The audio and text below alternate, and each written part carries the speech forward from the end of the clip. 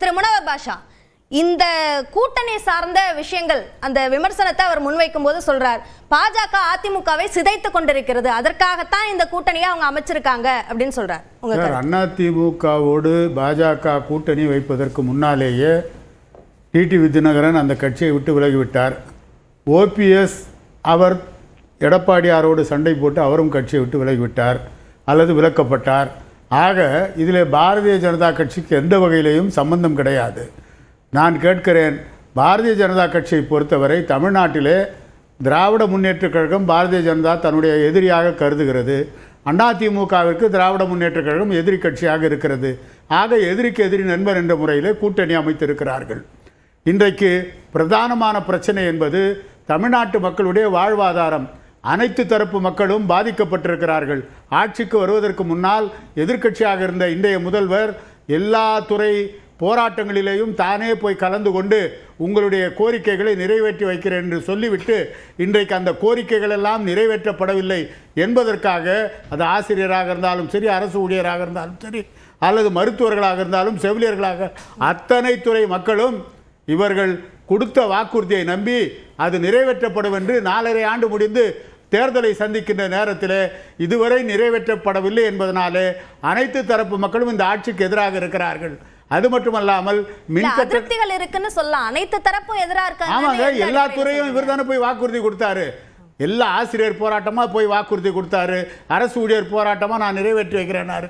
மருத்துவர்கள் போராட்டமாக உங்கள் கோரிக்கையை நான் நிறைவேற்றி வைக்கிறேன்னா, செவிலியர் போராட்டம்.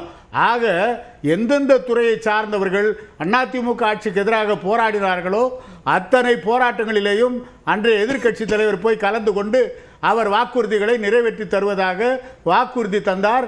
தேர்தல் அறிக்கையிலையும் சொன்னார். ஆனால் அவைகள் நிறைவேற்றப்படவில்லை என்று இன்றைக்கும் போராடி கொண்டிருக்கிறார்கள் அனைத்து துறையை சார்ந்த அரசு ஊழியர்கள், ஆசிரியர்கள், மாணவர்கள் என்று எல்லோரும். ஆக அவர்கள் ஆசிரியர்கள், அரசு ஊழியர்கள் எல்லாரும் போராடுறாங்க, மருத்துவர்கள் போராடுறாங்க, செவிலியர்கள் போராடுறாங்க. ஆக இவர்களுடைய எதிர்ப்பு என்பது இந்த ஆட்சிக்கு எதிராக இருக்கிறது. குறைந்த வாக்கு வித்தியாசத்திலே தான் இவர்கள் ஆட்சியை அமைத்திருக்கிறார்கள். ஆக அந்த மக்கள் அப்படியே மாறுகின்ற பொழுது அதிமுகவினுடைய ஆட்சி வரக்கூடிய வாய்ப்பும் சூழ்நிலையும் அதிகமாக இருக்கிறது. நீங்கள் எதற்காக ஒன்றிய அரசை விமர்சிக்கிறீர்கள் என்றால், அப்படி ஒரு கட்டமைப்பை தமிழ்நாட்டிலே உருவாக்க வேண்டும். பாரதிய ஜனதா கட்சிக்கு எதிரான எண்ண ஓட்டத்தை தமிழகத்திலே உருவாக்க வேண்டும் என்ற நோக்கத்தோடு நீங்கள் சொல்லிக் கொண்டிருக்கிறீர்கள். ஆனால் நம்முடைய பிரகாஷ் சொன்னார், நாடாளுமன்ற தேர்தலில் 18% வாக்குகளை பாரதிய ஜனதா கட்சி கூட்டணி பெற்றிருக்கிறது, அதிமுக 20%. ஆனால் இன்றைக்கு இருவரும் சேருகின்ற பொழுது புதிய கட்சிகள் கண்டிப்பாக ஜனவரிக்கு பின்னால் வரப்போகிறது. அப்படி எல்லோரும் வருகின்ற பொழுது வருகின்ற 2026 எடப்பாடியார் முதலமைச்சராவதை யாராலும் தடுக்க முடியாது.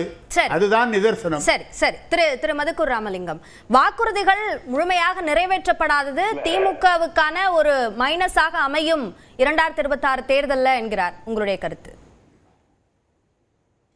அதுக்கு போறதுக்கு முன்னால இந்த பிஜேபிக்கும் ஏடிஎம்கேக்கும் இடையில என்ன நடக்குதுங்கிறத முழுமையா தெரிஞ்ச கட்சி தமாக நினைக்கிறேன்.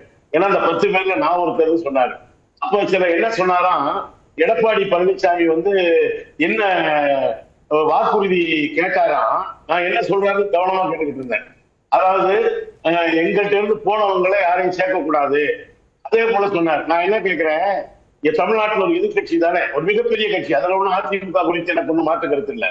ஆனா தமிழ்நாடு நலன் சார்ந்து எடப்பாடி பழனிசாமி அமித்ஷா எங்களுக்கு எய்ம்ஸ் மருத்துவமனை எங்க காலத்துல அறிவிச்சது இன்னும் வரல, அதை கொண்டு வந்தாலும் உங்களோட கூட்டணி என்று திரு எடப்பாடி பழனிசாமி அமித்ஷா கேட்டாரா? அல்லது நீங்க இந்தி மொழியை திணிக்க முயற்சி பண்றீங்க, இந்தியை நாங்க ஏத்துக்க மாட்டோம், அப்படி இந்தியை திணிக்க முயன்றால் உங்களோடு கூட்டணி வைக்க முடியாது என்று எடப்பாடி பழனிசாமி அமித்ஷாவை கேட்டாரா? அல்லது ஏங்க தமிழ்நாட்டினுடைய கல்விக்காக கொடுக்க வேண்டிய நிதியை கொடுக்க மறுக்கிறீங்க, அதை கொடுத்தாத்தான் நாங்க கூட்டணி கேட்கிறது கூட உங்களுக்குள்ள இருக்கிற பங்காளி முதலமைச்சர் பீகார்ல போய் பேசுனதை ஹிந்தியில டிரான்ஸ்லேட் பண்ணுவீங்களா? ஹிந்தியில எதுக்கு போய் டிரான்ஸ்லேட் பண்ணு? ஹிந்தி வேணா போடா, ஹிந்தி தெரியாது போடா, ஹிந்தியில எப்படி டிரான்ஸ்லேட் பண்றீங்க ஏங்க, இங்கிலீஷ்ல டிரான்ஸ்லேட் பண்ணுங்க இது அறிவுபூர்வமா ஹிந்தில இருக்கா? அறிவுபூர்வமா தான் ஹிந்தி ஏங்க, ஹிந்தி உங்களுக்கு ஆகாத மொழி ஊர்ல போய் பேசுறோம். பீகார்ல ஏங்க, ஹிந்தில கொஞ்சம் ஹிந்தில எதுக்கு டிரான்ஸ்லேட் பண்றீங்க இல்ல, இல்ல, இது sensible-ஆன கேள்வியே இல்ல. சார், சரி, ஹிந்தி சரி, வந்து சரி, உங்களுக்கு சரி. ஹிந்தி ஏங்க, வேணாம் திரும்ப போடான்றீங்க திரும்ப ஏங்க, நான் வேணா பேசாம எழுந்து போயிடுறேங்க. இல்ல இல்ல நீங்க என்ன பேசுறீங்க ஹிந்தி வேணாம் போடாங்க அப்ப அவர் சொல்றது எதுவுமே நாங்க பதில் சொல்ல வேண்டாம். பண்ணுவீங்க சார் நீங்க பதில் சொல்லுங்க சார். திரு மதுக்கூர் ராமலிங்கம் பதில் ஏங்க, அப்ப சொல்லிட்டு நான் இருக்காரு அவர் சார். குறுக்கிட்டு பேசிட்டு இருக்காரு எங்களை பத்தி, நாங்க பேச வேணான்றீங்க. நான் வேணா எழுந்து போயிடுறேன். இல்ல, சார், அவர் திரு ஹிந்தி எதிர்ப்புன்றாருல. உங்களை பேச வேணாம்னு சொல்லல ஏங்க, சார். திரும்பி என்னங்க அர்த்தம் இது? இல்ல உங்க இல்ல ஏங்க, உங்க நான் என்ன point கேக்குறேன்? நீங்க பீகார் சொல்லிட்டீங்க திரு. அதிகமா பேசுனீங்க பீகார்ல நீங்க ஒரு வரை சொல்லி முடிச்சிருங்க. பீகார்ல மதுக்கூர் பேச ராமலிங்கத்துக்கு நான் வாய்ப்பு தரேன். ஒரு வரை சொல்லி நான் முடிச்சிருங்க. பேச